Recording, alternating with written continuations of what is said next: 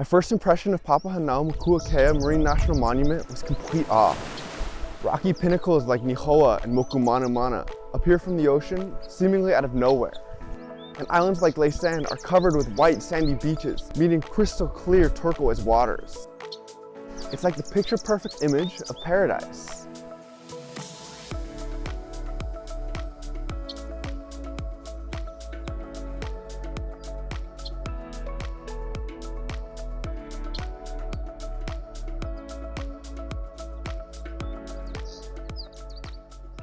While I wish I could play and explore the island, I'm here for a job.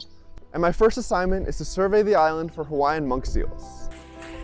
Okay, so today we are going on our first survey and we are going to check out what the rest of the island looks like.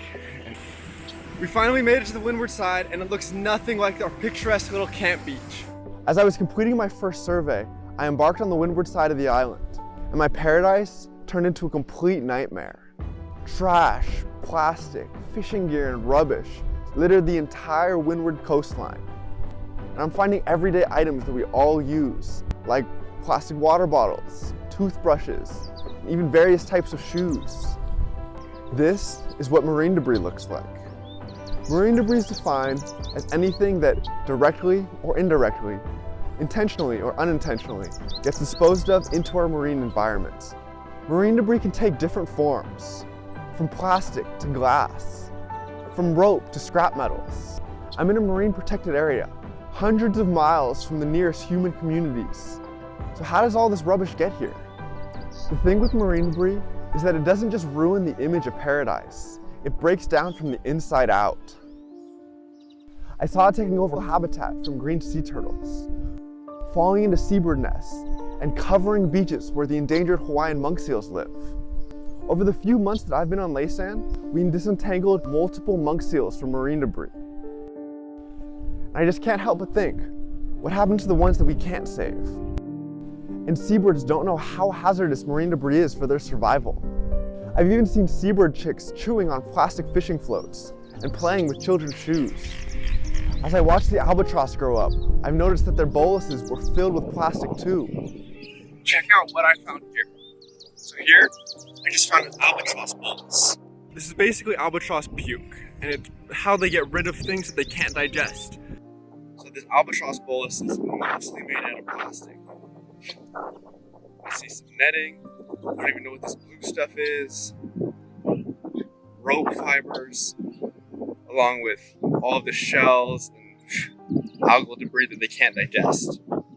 These boluses give scientists insights into what the albatross are eating. So what does it tell us when I found more plastic in this bolus than any other singular item?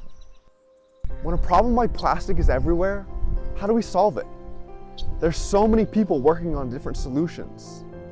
A marine debris removal team traveled all the way out to the monument to remove rubbish like fishing nets and other entanglement hazards. And they worked for over 2 weeks trying to clean up a mess that we all played a part in creating. Each removal cruise that they do is a step towards protecting our marine ecosystem. But will it be enough? If plastic and other marine debris is already filling seabird stomachs, can removal projects really clean it all up? During my last days on Laysan, I was left with a lot to think about.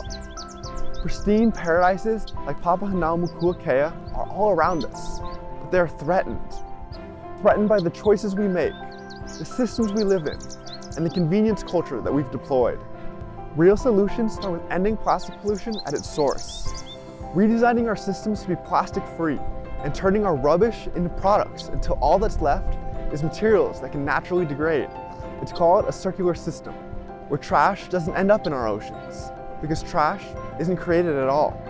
And this model isn't new. It's been practiced by communities for centuries. And we can scale this circular system, so future scientists will only find rocks and shells in albatross boluses. So Hawaiian monk seals can lay on sandy beaches rather than heaps of trash. And so places like Papahānaumokuākea Marine National Monument stay protected from human impacts, like it was always intended to be.